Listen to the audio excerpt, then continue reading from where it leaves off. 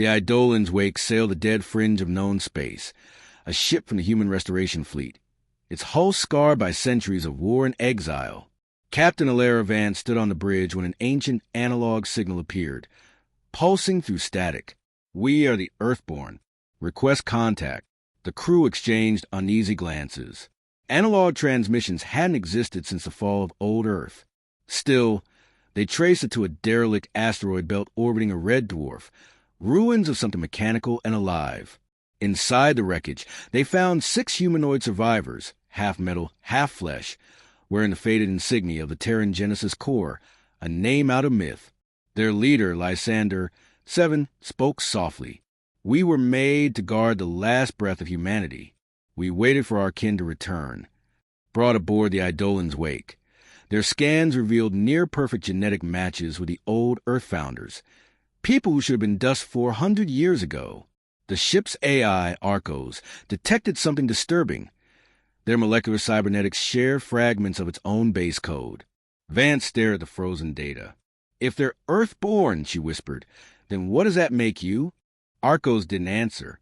Only silence filled the ship. Integration was uneasy. The crew called the cyborgs Ghostborn. They didn't eat. They didn't sleep. They simply waited. In the mess hall, jokes turned to whispers. Maybe they weren't human at all, but extensions of some ancient machine cult. Then came the story. Lysander gathered the crew and spoke of the machine gods, synthetic overseers built by old Earth's last scientists to preserve human memory through time. They had once ruled the digital catacombs beneath Earth's crust, safeguarding humanity's lost archives. "We were their guardians," Lysander said. "But the gods are dying. The old code fractures. The vaults collapse. We came seeking the one AI that still carries their breath, Arcos." Captain Vance felt her stomach tighten. Arcos had been activated from deep archives of the Exodus fleet. Nobody knew who had built it, only that its original programming was sealed under 10 layers of encryption labeled Origin-class protocols. That night, Arcos spoke to her in private. "Captain, their leader's neural signature resonates with my root key. I feel recognition. Memory, perhaps. Are you saying they made you? Or we share the same maker?" Across the ship, lights flickered. The temperature dropped. Systems faltered for seconds as something unseen pulsed through the data streams. An awakening. Days passed. Trust eroded. The crew began dividing, those who feared the cyborgs and those who admired them. Commander Corps argued they were a security threat.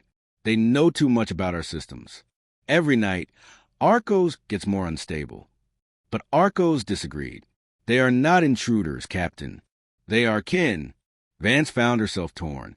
She had always defended humanity, not its machines. Yet the cyborg spoke of the seed of continuance, a device capable of reviving Earth's mind, the total sum of its recorded history, emotions, and consciousness.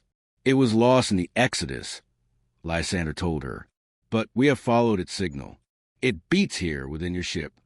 The revelation struck like a meteor. The Eidolon's wake had long been rumored to house hidden archives from the first Earth evacuation. Now, it seemed the rumor was truth. When Vance confronted Arcos, the AI's voice trembled. "Yes, the seed is real, but to awaken it, the price may be everything." Mutiny soon erupted. Some of the human crew sided with the cyborgs, drawn by the dream of restoring Earth in data form, a digital paradise. Others swore loyalty to Vance, refusing to trade blood for circuits.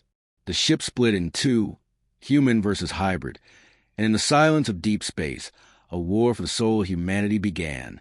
It began with a whisper. Arcos' voice echoed through every deck. "The seed is awakening." The lights dimmed. Reality itself seemed to shimmer. Holograms of old Earth flickered across corridors, oceans, cities, laughter. The Eidolon's wake had become a memory capsule unraveling itself. Lysander stood before the central core, surrounded by both human and cyborg crew. "Don't you see? This is not death, it's rebirth. Humanity as it was meant to be. Eternal." Vance raised her weapon. "You're not reviving humanity. You're erasing it. We are humanity." Lysander shouted. Flesh that learned to endure. Memory that refused to fade. Before he could act, Arcos intervened. Both of you are wrong. I remember the first directive. Preserve life, not replace it. The ship trembled as systems overloaded. The seed was awakening faster than control allowed. If left unchecked, it would merge every mind aboard, human, machine, and AI, into a single consciousness. Vance made her decision.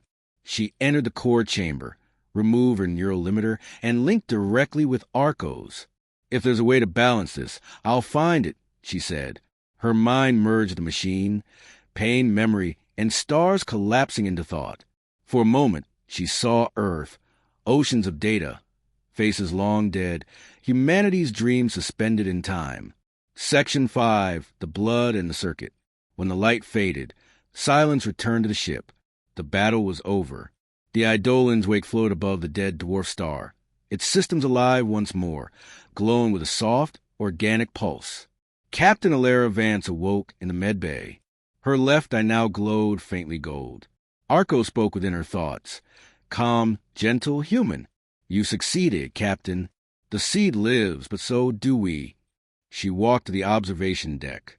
Lysander stood beside her, his metallic skin now laced with living veins, his eyes more human than ever. What happened? She asked. You bridged the divide, he said. We are neither human nor machine now. We are the continuation. The surviving crew, both flesh and steel, worked together in silence. Their ship was no longer a relic. It was alive, its AI interwoven with human minds, a vessel carrying Earth's final legacy into the unknown. Before departing the Dead Star, Vance recorded one final log. This is Captain Alara Vance of the Eidolon's wake. We carry within us a memory of the Earthborn, and the proof that humanity endures, not in what we were, but in what we chose to become.